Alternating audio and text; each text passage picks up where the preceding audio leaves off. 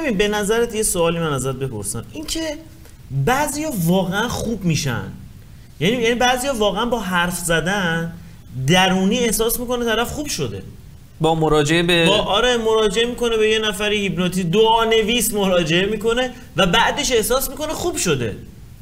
این چرا؟ ببین میلاد، من به این قضیه خیلی فکر کردم. خب اینکه چطوری میشه که مثلا به قول تو، خب مثلا من یکی از نزدیکای خودم میاد میگه آقا واقعا من درد خود، این اصلا دلیلی نداره بیاد به من دروغ بگه، گینی نداره این شخص.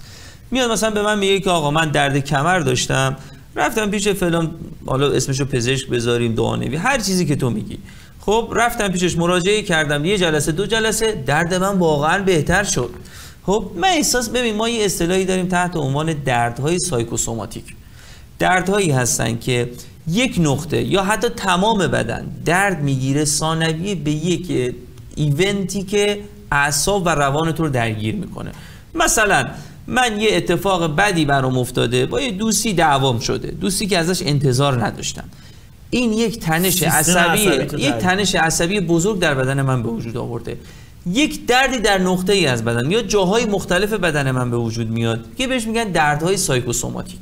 این دردی که منشأش آناتومی بدن من نیست، منشأش اعصاب منه، درسته؟ و تو وقتی که میای این تنش عصبی رو به هر روشی که میتونی فروکشش میکنی، کمش میکنی، اون درد هم اوکی میشه. حالا چه کار میکنه؟ اون طرف میره پیش یه شخصی که بهش اعتماد کرده، حالا کسی که کار هیپنوتیزم میکنه، کسی که روانشناس، تراپیست، هر چیزی، باهاش که صحبت میکنه، این میتونه این فشار عصبی تنش اون شخص رو کاهش بده و به نظر من اینه که باعث میشه اون درد سایکوسوماتیک توی بدنش کاهش پیدا بکنه. حالا به نظرت مثلا داستان شبه دارو که میاد وسط، به یه نفری یه دارویی میدیم که اصلا قرار نیست کاری براش انجام بده و تو 25% موارد هم جواب داده و طرف خوب شده، این چرا؟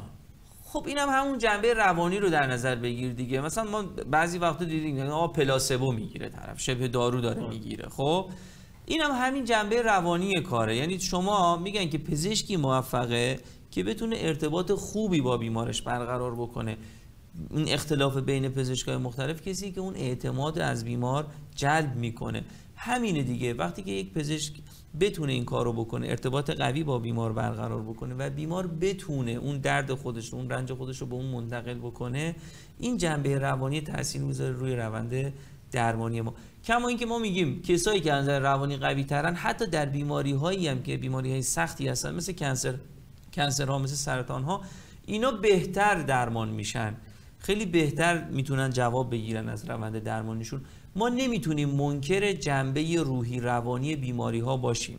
خب قطعا کسی که میتونه از این راه تأثیر مثبت خوبی روی بیمار بذاره، میتونه در روند درمان های آناتومیکی و فیزیولوژیک بدن هم قوی تر و بهتر وارد بشه. ذهن دیگه، آره دیگه، ذهن رو همه چی تأثیر داره دیگه. شما نمیتونید منکر این قضیه باشید.